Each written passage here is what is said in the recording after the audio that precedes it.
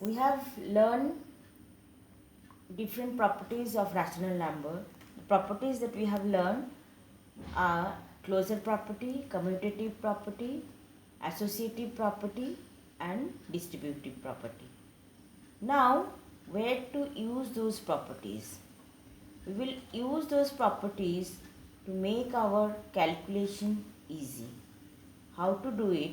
I'll show you with the help of some example. Now, if one expression is given and you have to simplify this and find out values. Two way you can do. You can add them by taking the LCM of their denominator, and you can do it. LCM of this 7, 11 and 21, 22 will be 432. So if you do 432 LCM, then simply that way you add this fractional number you can do. But as we know this property now, so we can use those property to make our calculation easy. Now how to do it? If I make a group of 3 by 7 and minus 8 by 21, I'll rearrange this expression like minus. Now this I'll make another group minus 6 by 11 plus 5 by 22. Now you can see their LCM is 21. Okay, so what property we have used here? We are making groups and rearranging, means we are just changing the order. So we are using commutative property, and when we are making groups, that means we are using associative property. So whenever you are using some properties, you have to write what properties you are using. Here I am using commutative property and associative property. Okay. Now this 21 LCM, so 3 3s are 9, this is plus minus minus, so this is minus, and 11 and 21, so this is plus minus minus, this is 22, so it will be minus 12 plus 5, so this is 1 by 21, this is plus minus 7 by 22.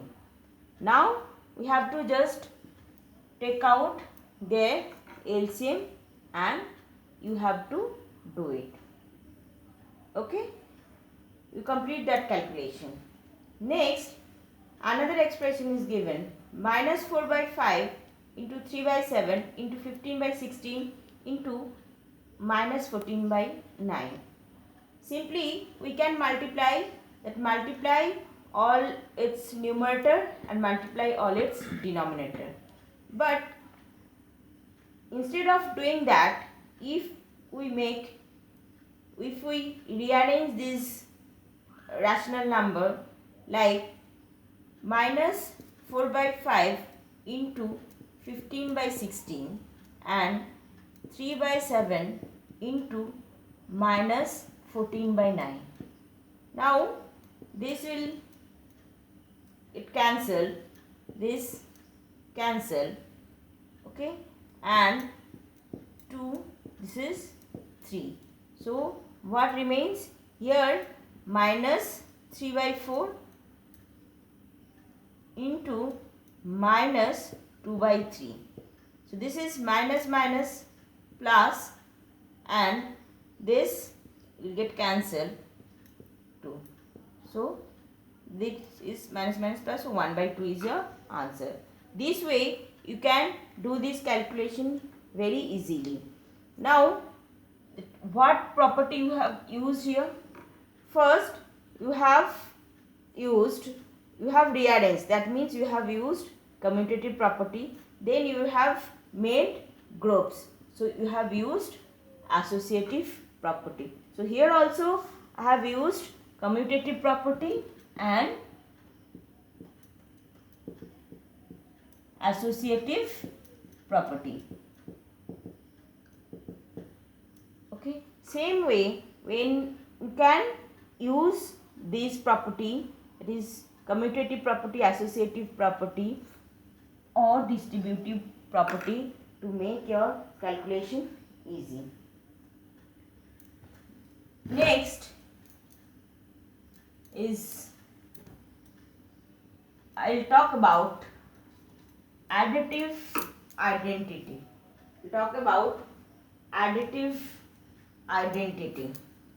Additive identity is a number that you add to a number so that the number is not going to change its identity.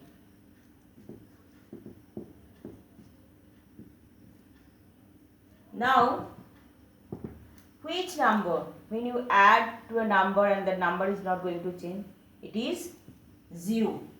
Say minus 3 by 2 plus 0. What you will get? Minus 3 by 2. 2 by 15 plus 0. What will you get? 2 by 15. So that means when you are adding 0, this number is not changing its identity. So at 0 is additive identity for a rational number. Next is multiplicative identity. Next is multiplicative identity. That means when you multiply a number by certain number, that time number is not going to change its identity.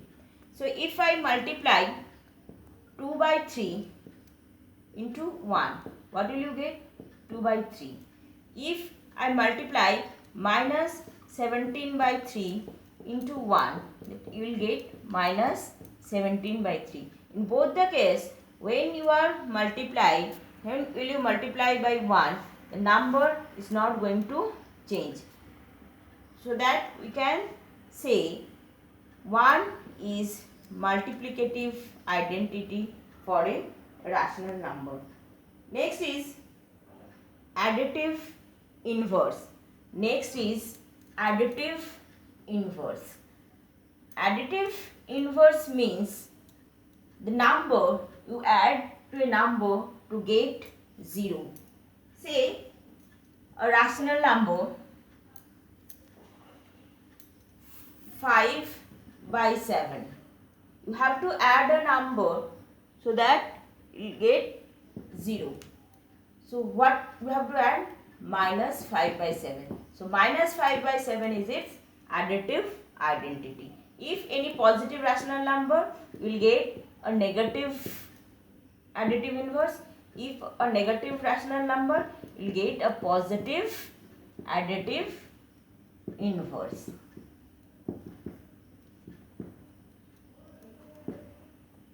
Thank you.